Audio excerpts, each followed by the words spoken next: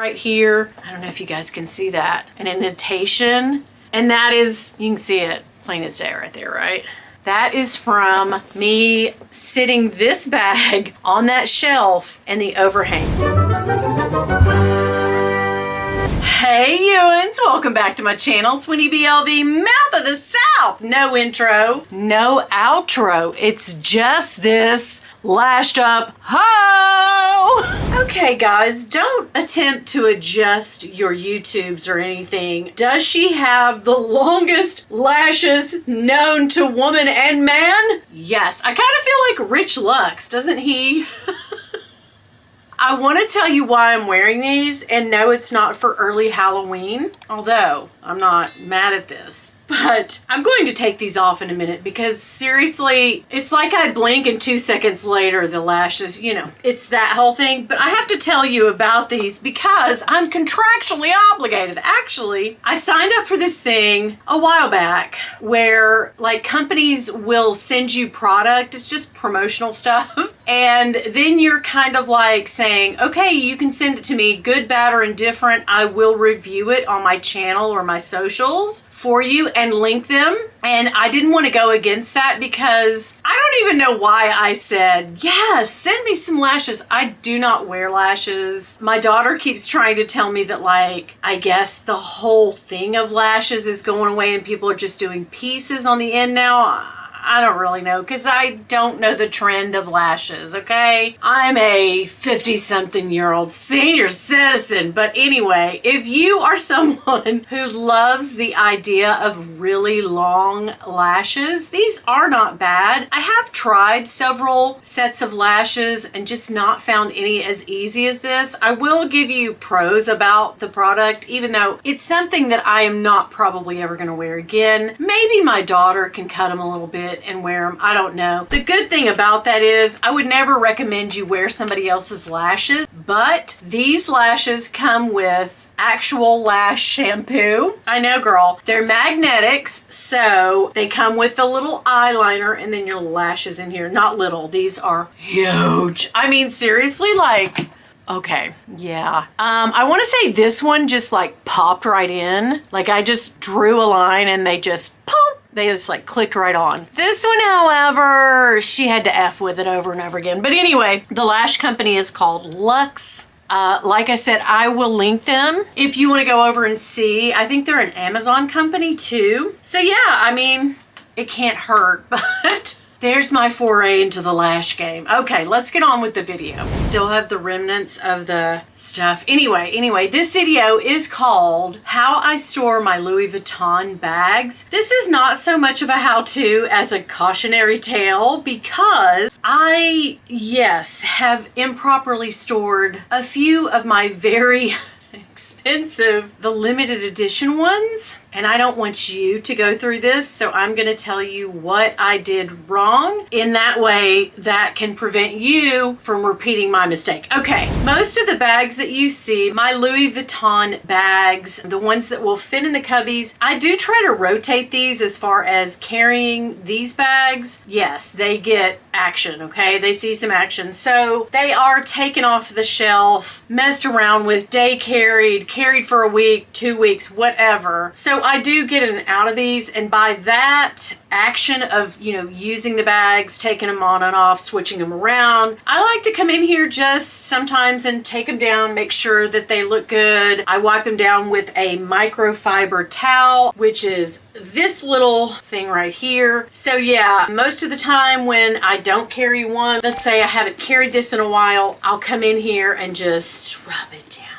Rub it all down just to keep the dust and the particles off of it. I keep this room at about 70 degrees, 68 to 72, somewhere around in there. So I do keep it heated and cooled. I do have blackout curtains in here. So the only light that they ever see are when I come in here and mess around, film a video, but pretty much they stay in an unlit, heated and cooled area and room. Okay, so that being said, that's what you probably should do with yours. Some things that I wouldn't do as far as storing your bags in the box. I don't recommend that because there can be moisture in the box. There can be oxidation on the hardware. Anything can happen in that box. I never ever recommend that you store anything in plastic. That's just asking for mold, mildew, and stuff to come in. So I don't ever do that. The bags that you do not see, that are too big and I don't carry as frequently, I keep on a shelf. And here's the lesson that I learned on this bag. So yeah, I do keep these in their little dust bags. When I put them to sleep, I try to stuff all of my bags so that they keep their shape, or I use an organizer from Zumoni. But this one, I know that you guys have seen it because even people have asked me if you've seen videos from when I got this bag in 2020. I stored it. I actually kept it like right here on this shelf. I put a plastic piece right here, but it wasn't thick enough. And so what I had was overhang. So if you are going to store in cubby shelves like these, that's great for your bags that actually fit and can sit flat. But if you see the mistake that I made there, it's not as bad now because I've pulled it off the shelf many months ago and I'm kind of letting it sit over there. But yeah, there's kind of a ledge right here. I don't know if you guys can see that. An indentation. And that is, you can see it plain as day right there, right? That is from me sitting this bag on that shelf and the overhang. It was just sitting there and hanging over. I don't recommend that you do that. I learned the hard way. So you can see it's forever. I hope it's not forever, but I am keeping it.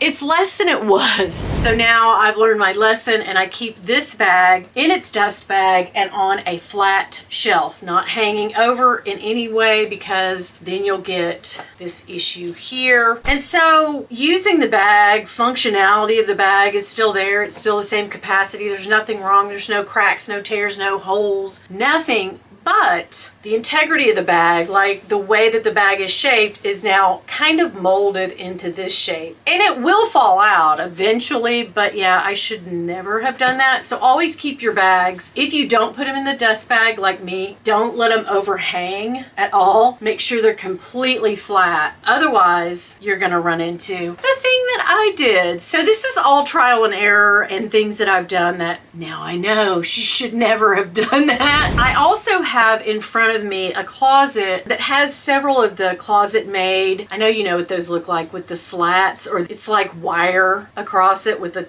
different, I'll throw a picture up here, but anyway, that type shelving, which they put in houses quite frequently. My house is filled with it. If you are going to store your bag in its dust bag on one of these shelves, and I have many, make sure that you put down a barrier, a hard plastic barrier. Girl, what do you know about that? But anyway. What? Bro, what are you talking about, man?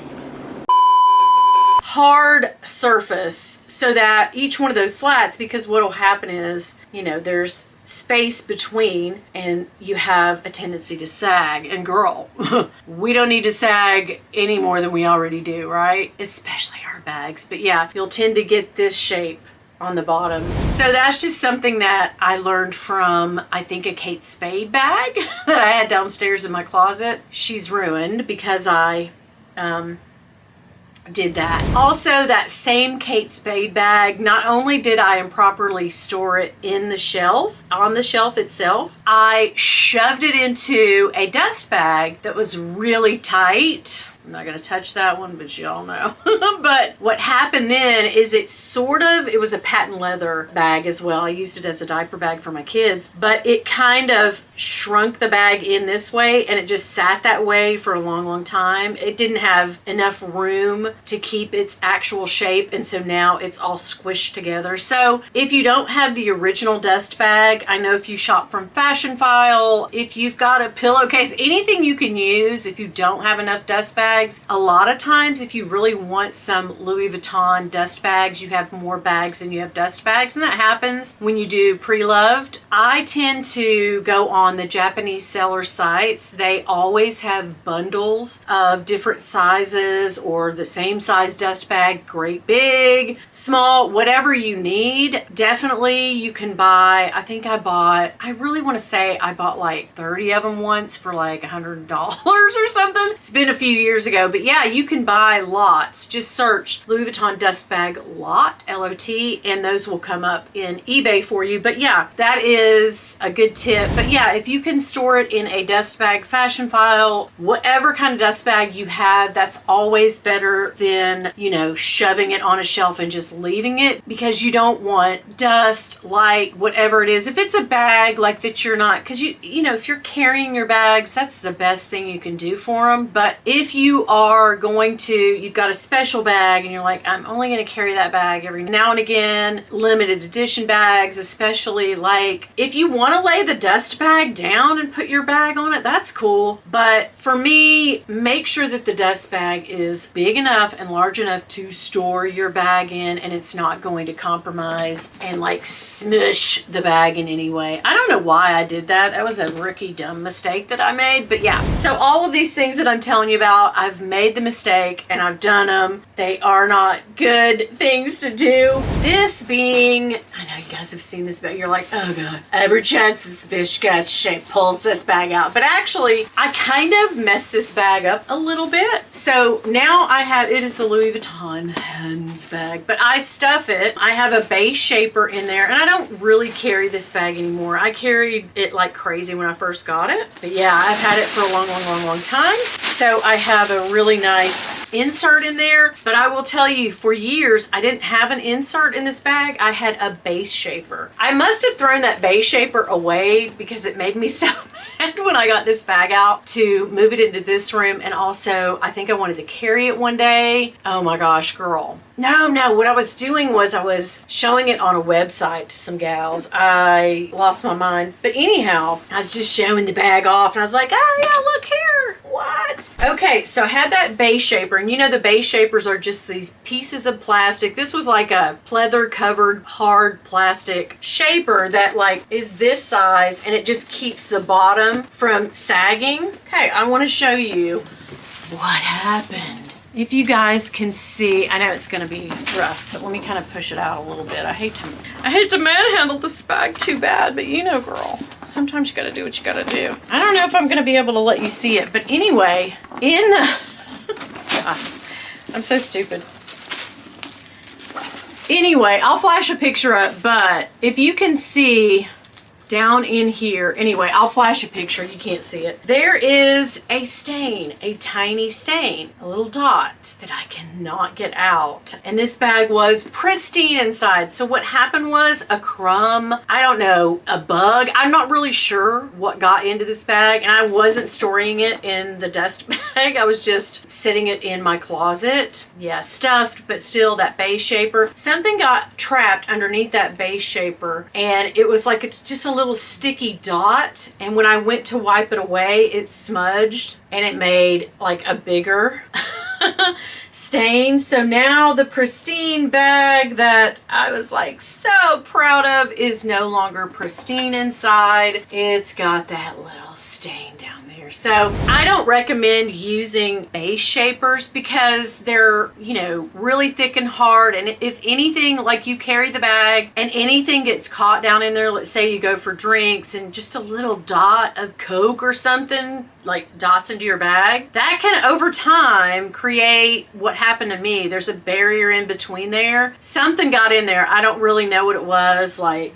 was it a crumb from where I took it out to eat? Was it a little tiny bug or something? I don't really know, but whatever it was enough to almost ruin that little place. I know I'm being OCD about it and anal, but it's still like this bag was pristine. So I like to stuff my bags to keep their shape. People call this air paper, whatever. These little, and you can get a roll of this. I'll link it from Amazon for just a few bucks. And I mean, it's a huge roll. So if you have a lot of bags and you want to keep them stuffed, like I said, and then I put it in the dust bag, and there we go. And on these, I like to go ahead and snap it, and then I put on the Neverfulls, which I don't really have many Neverfulls. My daughter's got one and I've got one, and that's it.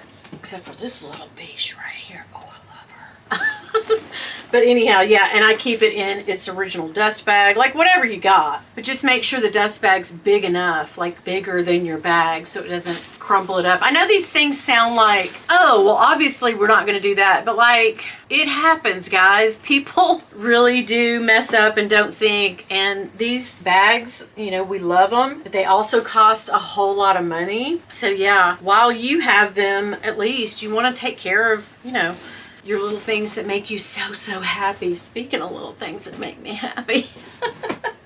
Okay, so this is the only other Neverfull that well, no, we have I take that back. We have an Abeen one downstairs that is my daughter's, and we kind of share it. But anyway, I don't carry Neverfulls hardly anymore at all. But she got this one last year. I unboxed it for her because I love it so much. But yeah, I will probably go in now. I thought she would take it back home by now, but I will probably go in and stuff this one. But yeah, if you don't, what's going to happen is, see this indentation right here, so you want to keep it as shapely as you can as far as, you know, keeping the bags. So yeah, at least the bottoms. Yeah, girl. So there you go. Just a couple of things that I've learned. I know on my Papillon bag too, I shouldn't have done this, but a couple of years ago, I don't carry it much anymore, but I stuffed the little tiny bag that goes inside of it, and I pushed the handle or the strap on it. Ooh, girl, the strap on? Yes, I pushed it over, and now it's forever like this. So whatever way that you store your bags, like, girl, that's the shape they're gonna go into if you don't use them much and you leave them. Also, on some of my bags, I know that I gave my mother one time a purple Dooney and Burke It bag with the different colors and multicolor on it. It was a beautiful bag. They called it Grape. She was afraid to use it because it was expensive to her, and it was an expensive bag back then. She kept that stored on her shelf in her closet, and actually the closet, I think my stepdad's side, he kept his closet door open quite a bit, and my mom was a sun freak. She loved the sun shining in. She could not stand my house where I kept everything shut down and windows, you know, down and shades down. She loved the sun coming in just all day. So of course her windows didn't even have anything protecting the sun coming through. So over time, she kept it for a while, and then she gave it back to me. She's like, I'm never going to carry this bag, take it back. And all of that became cloudy just from the sun. It was a brand new bag, but you know that thing that happens to Dooney and Burke bags where that layer between the cloth, that outer coating, PVC I think it is, the clear, I'm not really sure, but yeah, it becomes milky and cloudy, and you could see the sunspots on one side where the sun had dried it and baked it and discolored the bag so badly. So if you don't want to tan your Vachetta, if you like really light, bright Vachetta like me, and you like to keep it that way, you definitely don't want it in the sun. Now, if you're somebody that wants it to get darker and patina quicker, definitely, you know, let the sunshine hit it every now and then, but I just don't.